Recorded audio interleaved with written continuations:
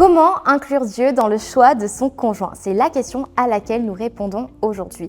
La première chose, je te dirais, c'est de choisir de placer la foi au centre de vos échanges au lieu de placer les critères physiques sur le premier plan, parce que le physique, on sait tous que c'est important, mais la foi, ça va vraiment te donner une dimension spirituelle. Si tu prends le temps de discuter du Seigneur avec l'autre, que vous échangez sur vos rapports, vos engagements que vous pouvez avoir vis-à-vis de Dieu, ça va vraiment apporter une dimension particulière à vos échanges.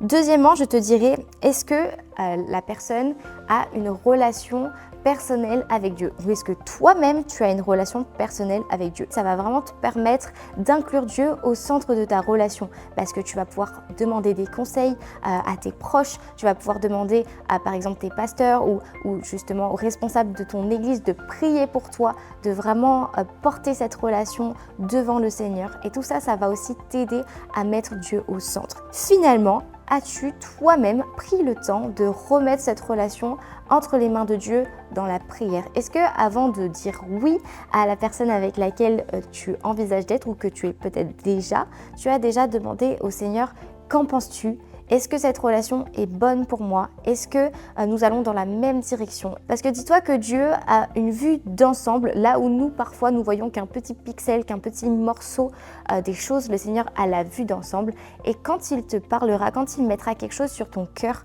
si tu ressens une paix profonde, eh bien, tu auras cette certitude que tu peux continuer d'avancer. Donc, j'espère que ces quelques points t'auront encouragé. Alors, n'hésite pas à partager cette vidéo à quelqu'un qui pourrait être encouragé, à t'abonner si ce n'est pas encore fait. Et puis moi, je te dis à bientôt chez Even.